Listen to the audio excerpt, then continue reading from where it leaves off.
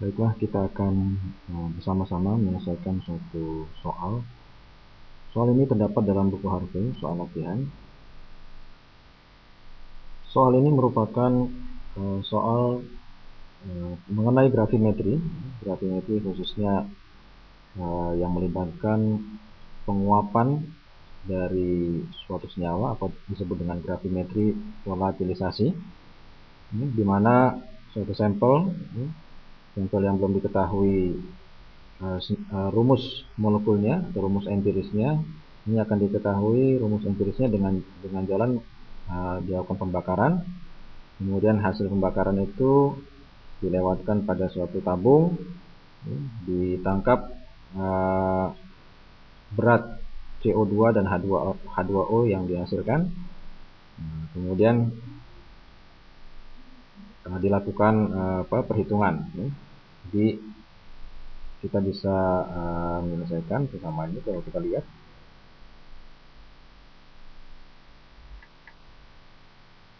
Oke. Jadi dalam soal itu suatu sampel organik, sampel organik itu biasanya mengandung karbon, hidrogen, dan kadang-kadang oksigen, gitu ya. Nah, di situ dikatakan berat daripada sampel ini 101,3 mg. Dalam soal diketahui bahwa sampel tersebut mengandung klor. Kita akan tentukan rumus empirisnya. Caranya yaitu sampel seberat 101,3 itu diletakkan dalam suatu tabung. Anda bisa lihat di sini pada gambar berikut. Jadi sampel diletakkan, kemudian dilewatkan oksigen,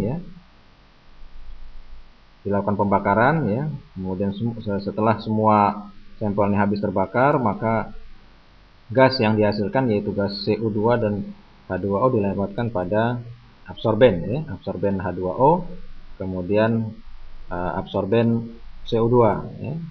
Jadi sebelum dilakukan percobaan, ditimbang dulu berat absorben, dan kemudian setelah percobaan ditimbang kembali sehingga kita bisa menentukan berapa banyak H2O yang terserap dan berapa banyak CO2 yang terserap. Berikutnya, untuk mengetahui besarnya Cl, dilakukan percobaan yang kedua. Percobaan kedua diambil sampel yang sama tetapi beratnya berbeda, yaitu sampel seberat 121,8 mg itu ditambahkan dengan asam nitrat. Asam nitrat adalah oksidator kuat, sehingga semua Cl di dalam sampel itu akan teroksidasi, teroksidasi menghasilkan Cl2, hasil gas. Kemudian gas klor yang dihasilkan, gas klorin yang dihasilkan dialirkan kepada suatu larutan, dan dalam larutan tersebut kemudian kita tambahkan dengan agen pengendap. Jadi Cl2 akan larut. Kemudian dengan penambahan Ag+, maka Cl yang larut tersebut akan dapat diendapkan menjadi AgCl. Dengan penambahan Ag+ akan dihasilkan endapan AgCl, kemudian disaring, ditimbang, dikeringkan, kemudian ditimbang beratnya. Ternyata beratnya adalah 262,7 mg. Pertanyaannya adalah berapakah atau hitunglah rumus empiris daripada senyawa tersebut. Kita dapat menyelesaikan soal ini, bahwa senyawa organik, itu kebanyakan mengandung karbon, hidrogen, dan ada kemungkinan oksigen. Namun yang jelas di dalam sampel tersebut terdapat klor. Jadi nanti setelah kita jumlahkan persentase dari CH dan Cl, kita lihat apakah masih ada yang tersisa. Kalau tersisa berarti itu adalah oksigen. Kemudian untuk menghitung berat C dan H, jadi C dan H itu dapat kita hitung melalui percobaan pertama. Jadi dalam percobaan pertama, itu sampel pertama, dilakukan percobaan menggunakan gravimetri volatilisasi. Dari situ kita bisa menghitung ya. Oke, dari sampel pertama ya, itu dihasilkan CO2 sebesar 0,1676 gram ya, 167,6 mg.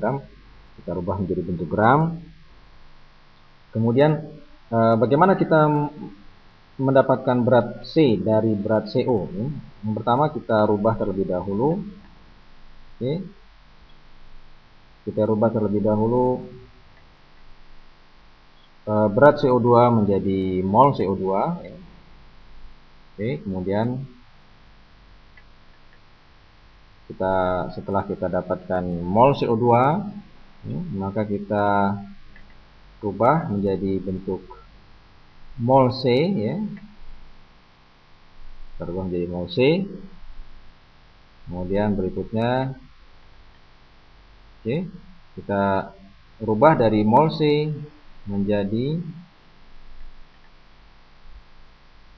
gram atau berat C ya. Jadi Anda lihat di sini urutan pengerjaannya. Jadi dari berat CO2 kita rubah menjadi mol CO2, kemudian mol CO2 berdasarkan perbandingan molnya. 1 mol CO2 itu dihasilkan dari 1 mol C ya. Jadi 1:1. Kemudian dari mol C itu kita rubah menjadi berat C ya. Sehingga kita peroleh ya, hasilnya yaitu sebesar 45,74 mg ya. Ini adalah berat karbon ya di dalam sampel. Dari berat C di dalam berat C yang kita hitung, maka kita bisa menghitung berapa persen karbon yang terdapat dalam sampel. Ini kita bisa hitung, yaitu berat C dibagi dengan berat sampel ya, kita kalikan dengan 100% ya, maka kita peroleh hasilnya adalah 45,15% berat per berat ya. Jadi persentase C. Kemudian berat hidrogen ya, kita bisa hitung itu dengan jalan yang sama ya. Kita bisa menghitung dari gram H2O kita rubah menjadi mol H2O, kemudian kita rubah menjadi mol H ya. Anda perhatikan di situ bahwa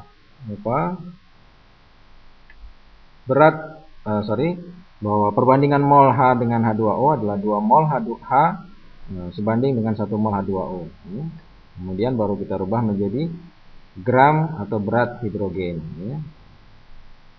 Demikian kita peroleh nilainya adalah 1,533 mg ya. 1,533 mg ini adalah berat hidrogen di dalam sampel ya. Kemudian kalau kita menghitung berat berat H di dalam sampel atau persentase daripada sampel, maka kita peroleh nilai yaitu 1,51% berat per berat hidrogen. Kemudian dari percobaan kedua yaitu percobaan gravimetri pengendapan ya. Jadi dalam soal ini dua bentuk gravimetri. Yang pertama gravimetri volatilisasi, yang kedua ini adalah gravimetri pengendapan ya, di mana klor itu akan ditentukan dengan mengendapkan klor menjadi AgCl ya. Kita ketahui bahwa perbandingan mol Cl dengan mol AgCl itu 1:1 ya. Ini 1 mol AgCl sebanding dengan 1 mol Cl. Oleh karena itu dari nilai AgCl, dari endapan AgCl, kita dapat menghitung berapa berat Cl. Jalannya adalah dengan jalan merubah ya. Oke. Jadi berat AgCl kita rubah menjadi mol AgCl, kemudian dari mol AgCl ya, kita rubah menjadi mol Cl ya. Anda lihat di sini 1:1, kemudian baru kita rubah menjadi gram Cl. Diperoleh hasilnya yaitu sebesar 64,98 mg ya. Jadi ini adalah berat Cl di dalam sampel ya. Dan ini kalau kita hitung persentase atau persen Cl di dalam sampel adalah, jadi beratnya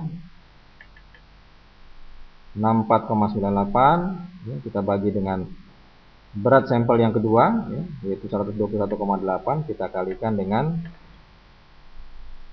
100%, maka diperoleh berat persentase Cl ya, Cl adalah 53,35%. Ini kalau kita jumlahkan ya, persentase C, H, dan Cl ya, ini kalau kita jumlahkan ini adalah sekitar 100% ya, jadi 100%. Artinya apa? Artinya disimpulkan bahwa senyawa organik yang belum diketahui tersebut itu hanya mengandung 3 unsur, yaitu C, H, dan Cl. Jadi tidak terdapat oksigen. Maka yang terakhir yaitu kita akan menghitung berapa rumus empiris daripada senyawa tersebut. Caranya dengan kita membuat pengandaian ya. Jadi kita sudah tahu persentase dari setiap unsur, maka kita bisa menghitung berat ya. Jadi andai kata senyawa tersebut beratnya 1 gram ya, maka berat C adalah 45%, berarti 0,45 ya, sekian. Kemudian hidrogen ya, 1,5% berarti 0,0151 gram, dan Cl ya 53, sekian persen berarti 0,5335 gram ya. Karena rumus empiris itu merupakan perbandingan mol ya, jadi kita harus merubah nilai berat di sini menjadi nilai mol atau perbandingan mol ya.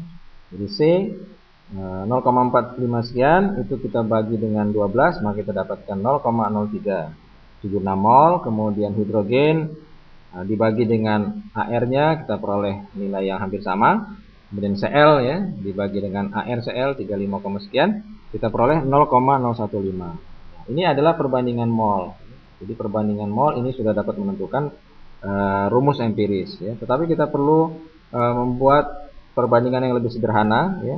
Kita lihat di sini hidrogen dengan Cl ya itu memiliki nilai yang sama. Maka kalau semuanya kita bagi dengan 0,015 ya, kita akan peroleh nilainya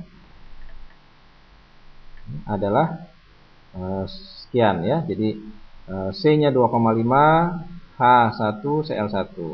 Nah, tetapi untuk rumus kimia ya, kita tidak bisa memasukkan nilai 2,5. Jadi kita perlu bulatkan ya, kita membuat nilai yang bulat ya.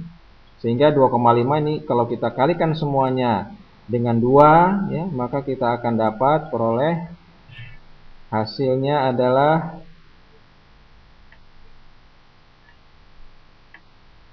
kalau kita kalikan semua dengan 2, maka C-nya 5, H dengan Cl 2 ya. Oleh karena itu rumus empiris daripada senyawa tersebut adalah C5H2Cl2 ya. Karena rumus empiris maka kita